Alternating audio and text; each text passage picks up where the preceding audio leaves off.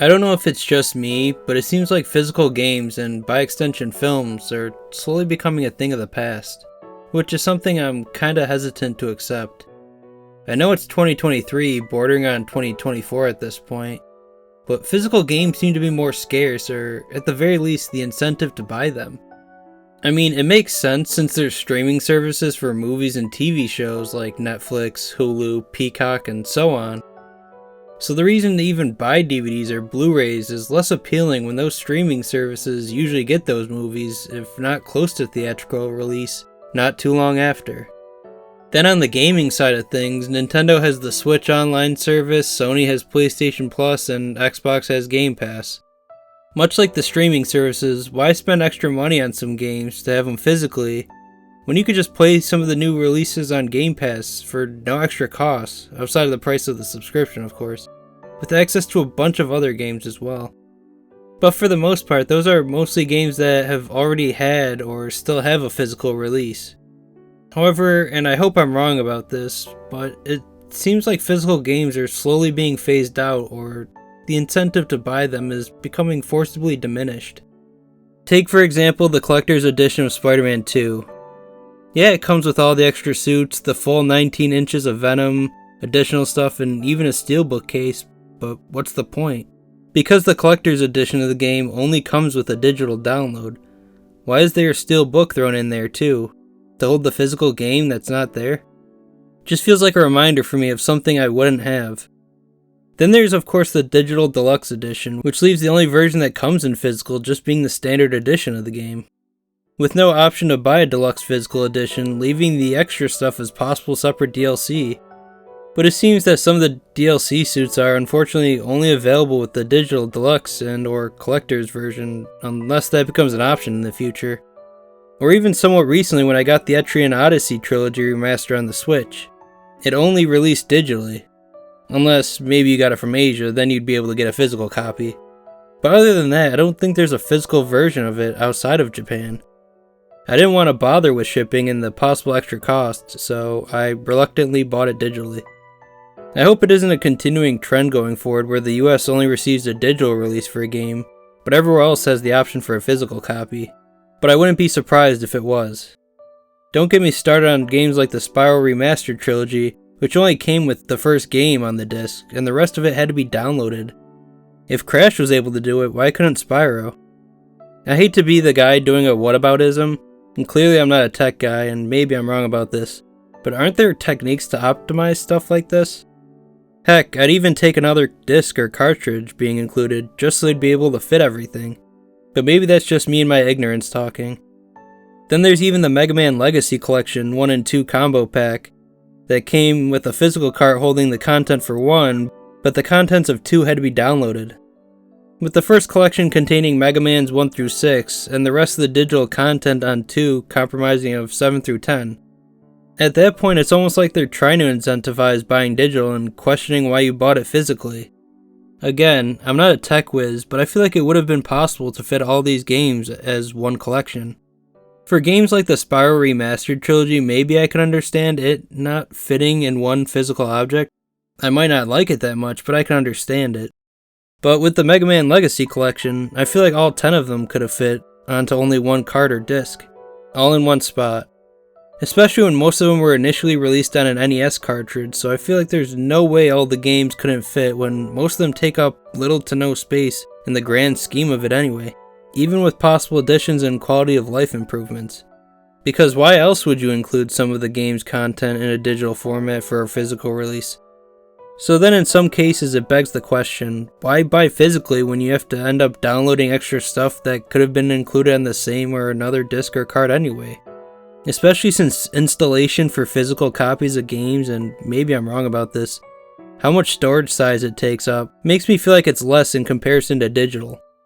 When I'm trying to buy a game physically, I want to actually have everything physically, you know? I just want to know, why even have that option? And before anyone says it, while I know the answer is money, I just feel like it shouldn't be a reason for skimping out when it seems unnecessary. I'm going to bring in another Atlas example besides Etrian Odyssey and bring up Persona 5 Tactica. Admittedly, I don't play too many strategy games, but I like Persona and I enjoyed the first Mario Rabbids game, but it seems like Tactica at least plays like that, so I figured why not try it out. But there really seems to be some, I don't want to say emphasis, I guess just further incentivizing to buy the digital deluxe version of that game. I'm not going to talk about the pre-order bonus that much since it's included in both the physical and digital copies of the game. I'm just going to break down how hard they're trying to sell you on the digital deluxe version. So, the digital deluxe version is $80 and the base game is $60. But the digital deluxe version comes with the Persona Picaro pack including Raul, the Repaint Your Heart challenge pack, and the weapons pack. Seems alright so far. But then if you look at the standalone prices, you'll see that the challenge pack alone is $20, but the digital deluxe includes more content. The weapons content comes to about $8 and the Persona pack is $10. So to break down the math that you'd probably be able to do yourself, but I'm going to do them anyway. To get the same amount of content for Persona 5 Tactica if you were to buy the game physically would cost about $41 extra. Since if you buy the physical game and just the Repaint Your Heart DLC, that already costs $80, which is the same as the digital deluxe version. Let alone the other two pieces of DLC being another $18 if you want to buy the weapons and Persona pack too for the full experience. Especially since there doesn't seem to be an all-in-one package containing all the DLC for a reasonable price if you do decide to purchase the game physically. So it makes me wonder if it's even worth it, or if you're fine with holding off, you could just possibly wait however long to see if any of them go on sale in the eShop or the PlayStation and Xbox stores, depending on how long that would take to happen or if you're not in too much of a hurry to buy everything. Why would they do that? Why not include the extra DLC for a special edition physical release or something? Either through an email from the store you purchased from or include it as slips in the game case like it usually is. Similar to recent releases like Mortal Kombat 1 or Street Fighter 6, including some of the extra character DLC in a special physical version of the game. Why go this route of punishing people for wanting to buy the game physically? Am I the only one who noticed this? Maybe it's been happening and I've only now just realized it. I'm okay with digital being an alternative, sure, but not when it feels like it might be a replacement for physical media, leaving digital being the only means going forward.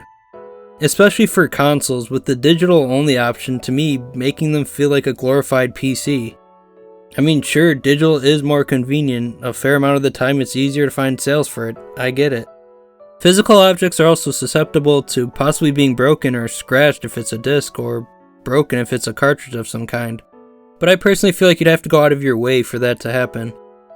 Admittedly, I myself have bought several things digitally for the sake of convenience, but more often than not, I tend to buy the physical version of games. To me, there's just something about holding the physical disc or cartridge and putting it in the system, and that sense of ownership of the game. That, and that it also seems to me overall that physical copies of games take up less storage space overall on a console than if it was downloaded digitally, or even taking less time to install on the modern consoles. However, I could be wrong and maybe that is or isn't the case. While sure I would still technically own the product even if it was bought digitally, it just feels less secure to me if that makes sense. Even if it might not actually make a difference, I like the tangibility of a physical cartridge. And just the feeling that if the digital version were removed for any reason, it would probably be very hard, if not impossible, to access it for whichever console if you wanted. But of course this is the hypothetical that said game did release physically and digitally, but the digital version no longer becomes a feasible option for playing said game. But maybe that's my reluctance to accept change, because to be fair, Laserdisc, tape cassettes, and VHS tapes were phased out. I mean, vinyl was gone for a while too, but that made a comeback not too long ago, so anything is possible, right? I will acknowledge some hypocrisy and bias that I'm more passionate about games than movies being physical for some reason. I too have fallen into the mindset of being able to stream any movie digitally with the click of a button. And I can't remember the last time I got a DVD or Blu-ray myself. But maybe I might have to start to show some support. While I do enjoy watching movies, I don't go to any stores to pick up any of the newest releases. I don't know, I guess it might have more so to do with me mostly watching movies in theaters and mostly playing games more than I watch movies. Or even that as a whole, I'm able to get more playtime for games than I am watch time for movies. Maybe it's one of those things where you don't start to care until it affects you. But the main focus of this video is mostly about the video game medium. Because while I would occasionally stream a movie or TV show, I'm more likely to play a game or do something else. And even then, admittedly, I don't play games that much either while I'm trying to balance my job, working on video ideas, as well as some other hobbies. Anyway, what do you guys think? Are physical games the way to go or digital? Do you think that physical games are a dying medium and eventually everything will be digital? Or am I just worried about nothing? Let me know your thoughts in the comments below, and thank you for watching. Until the next one, take care.